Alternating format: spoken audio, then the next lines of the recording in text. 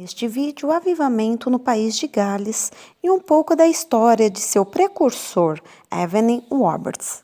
Para quem não me conhece, eu sou a Silvana do canal Diário Pentecostal, especialista em História e Teologia do Protestantismo no Brasil.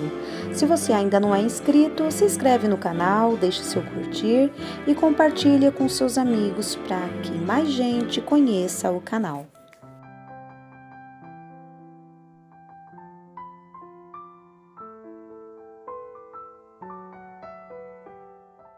O avivamento começou em outubro de 1904, na pequena cidade de Langor, com Evan Roberts, um jovem de 26 anos de idade. Os historiadores geralmente se referem ao reavivamento que começou na aldeia de Langor, no país de Gales, como ponto inicial do reavivamento. Em 1891, aos 13 anos de idade, Evan Roberts começou a orar por duas coisas importantes: para que Deus o enchesse com seu espírito e para que Deus enviasse o reavivamento ao país de Gales. Evan Roberts tinha acabado de começar a cursar o seminário quando teve uma visão na qual Deus o chamava para voltar à sua pequena cidade e pregar para os jovens de sua igreja.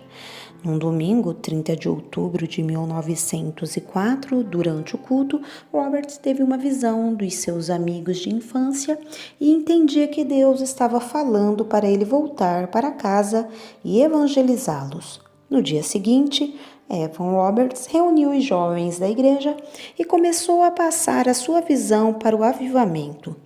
Ele ensinou que o povo orasse uma simples oração: envie o Espírito Santo agora, em nome de Jesus Cristo. Roberts também enfatizou 4 pontos fundamentais para o avivamento: a confissão aberta de qualquer pecado não confessado, o abandono de qualquer ato duvidoso, a necessidade de obedecer prontamente tudo o que o Espírito Santo ordenasse, a confissão de Cristo abertamente. Os cultos continuavam todos os dias e o fogo do avivamento começou a espalhar-se pela região. Desse pequeno começo, um grande avivamento começou a varrer o norte do país de Gales. Cultos de avivamento começaram espontaneamente, muitas vezes antes da chegada do avivalista. A maioria dos líderes e ministros do avivamento foram jovens adolescentes. Evan Roberts tinha apenas 26 anos de idade quando irrompeu o avivamento. Sua irmã Mary, que foi uma parte tão importante da obra, tinha 16 anos. Seu irmão Danny, o futuro marido de Mary, Sidney e Evan, estavam ambos com cerca de 20 anos. As irmãs cantoras, que foram usadas grandemente, estavam entre as idades de 18 e 22 anos. Milhares de jovens se converteram e eram imediatamente enviados por toda a terra, testificando da glória de Deus. Criancinhas tinham suas próprias reuniões de oração e testemunhavam ousadamente aos pecadores mais endurecidos. As capelas ficavam superlotadas de jovens. O avivamento resultou na conversão de muitos jovens que logo se empenharam na obra de evangelização. Crianças também foram usadas poderosamente no avivamento, ganhando muitas almas para Jesus. Novos convertidos lideravam grandes reuniões de oração e estudos bíblicos. Durante o avivamento, os cultos continuavam quase sem parar, e a presença de Deus foi manifesta de uma forma especial. Grandes congregações de até milhares de pessoas foram movidas pelo Espírito a cair aos pés simultaneamente para adorar em uníssono. Às vezes, a glória do Senhor brilhava dos púlpitos com uma luz tão forte que os evangelistas ou pastores fugiam delas para não serem completamente arrebatados. Um jornalista de Londres que assistiu às reuniões ficou surpreso ao ver como os cultos prosseguiam quase sem liderança ou orientação humana. Hinos, leitura da palavra, oração, testemunhos dos convertidos e breves exortações por várias pessoas sucediam-se segundo o Espírito guiava. Os grandes hinos da igreja eram cantados durante 3/4 da reunião. A ordem reinava, embora 1.000 ou 2.000 pessoas estivessem presentes. Se alguém se demorava muito na exortação, outra pessoa começava um hino. Evan Roberts insistia continuamente: obedeçam ao Espírito, e o Espírito mantinha a reunião pacífica e ordeira. O reverendo Jones descreveu um culto onde ele pregou a mensagem da salvação. Como um homem, primeiro com um suspiro de alívio e depois com um grito de alegria delirante, toda a audiência ficou de pé.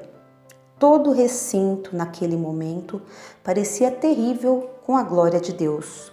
Usamos a palavra terrível deliberadamente. A presença santa de Deus era tão manifesta que o próprio orador sentiu-se dominado por ela. O púlpito onde se encontrava estava tão cheio com a luz de Deus que ele teve de retirar-se. Os efeitos do avivamento estenderam-se muito além dos cultos e reuniões de oração. Os bares e cinemas fecharam. As livrarias evangélicas venderam todos os seus estoques de Bíblia. O avivamento tornou-se manchete nos jornais principais do país. A presença de Deus parecia ser universal e inevitável, invadindo não somente as igrejas e reuniões de oração, mas se manifestando também nas ruas, nos trens, nos lares e nas tavernas. Em muitos casos, os fregueses entravam nas tavernas, pediam bebidas e depois davam meia volta e saíam, deixando-as intocadas no balcão. O sentimento da presença de Deus era tal que praticamente paralisava o braço que ia levar o copo à boca. Ben Roberts trabalhou sem parar no avivamento. Ele não queria que as pessoas olhassem para ele e muitas vezes ficava calado durante os cultos, preferindo que o Espírito Santo os dirigissem. Ele raramente falava com os jornalistas que vinham para escrever sobre o avivamento e não permitiam que tirassem fotografias dele. Infelizmente, Evan, o catalisador principal do avivamento, não cuidou da sua própria saúde, tirando o tempo necessário para descansar. Ele começou a se sentir fisicamente exausto, vindo finalmente a ter um colapso e, em abril de 1906, retirou-se para a casa do Sr. e Sra. Penleves, na Inglaterra. Evan nunca mais exerceu seu ministério de avivalista e, sem sua liderança, o avivamento logo se apagou. Rick Joyner, no seu livro Mundo em Chamas, fala sobre o papel da senhora Jessie Penleves na vida do avivalista. Parece provável que Jessie tenha exercido uma parte significativa em levar o grande avivamento do país de Gales a um fim prematuro, embora ela parecesse ter a melhor das intenções. Os relatos foram de que ela convenceu Evan Roberts a retirar-se do avivamento porque achava que ele estava recebendo muita atenção, a qual deveria ir apenas para o Senhor. Depois de sair da liderança do avivamento com sua saúde bastante enfraquecida, Evan Roberts viveu uma vida de intercessão, escrevendo matérias para revistas evangélicas e recebendo visitas. Alguns anos depois, junto com Jessie Penleves, ele escreveu um livro, Guerra contra os Santos, em qual ele criticou o avivamento. Menos que um ano depois do lançamento do livro, Roberts o descreveu como sendo uma arma falhada que tinha confundido e dividido o povo do Senhor. O avivamento do país de Gales durou apenas 9 meses, porém, neste tempo, marcou o mundo. Os frutos, os resultados do avivamento foram bons. Uma pesquisa feita 6 anos depois do avivamento descobriu que 80% dos convertidos continuavam sendo membros das mesmas igrejas onde tiveram se convertido. Porém, isso não significa que os outros 20% tivessem se desviado. Porém, muitos se mudaram para missões independentes ou novas denominações.